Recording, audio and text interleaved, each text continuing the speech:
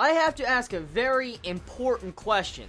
Is this really the fabled Studio Trigger?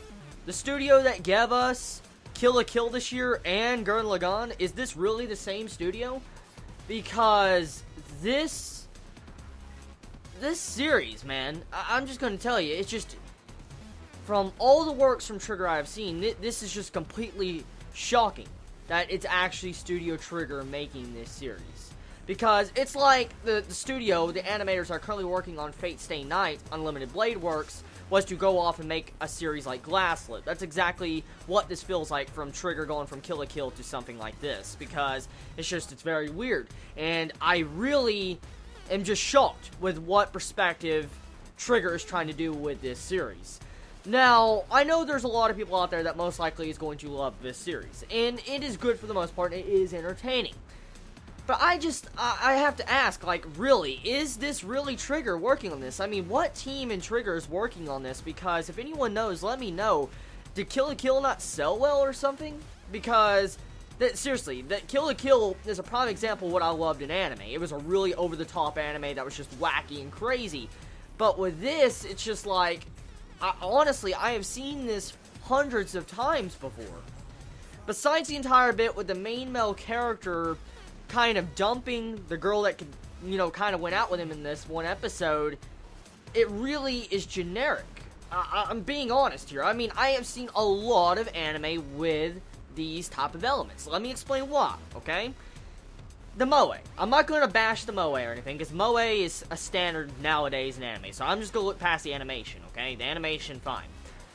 Now, the overall themes of it. The Chuni, that's been done a lot. It has actually been overdone quite a bit recently in recent times.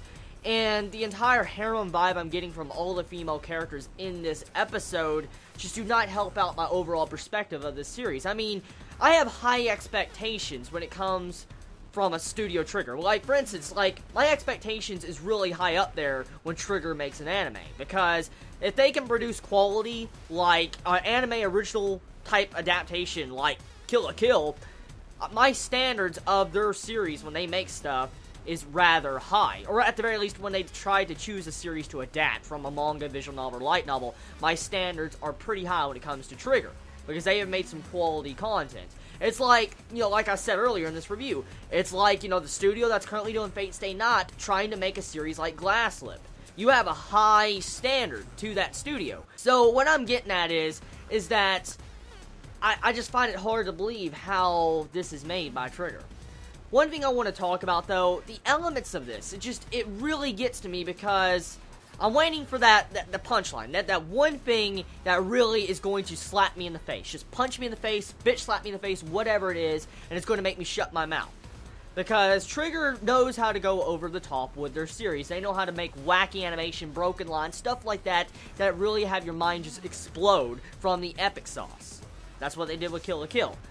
And so far from this series, it hasn't done nothing that I really haven't seen before. Kill la Kill usually has something so fucking wacky. I mean, you're just, like, intensified into the series. Like, you're like, oh my god, this is mind-blowing. That's how all of Trigger series usually are.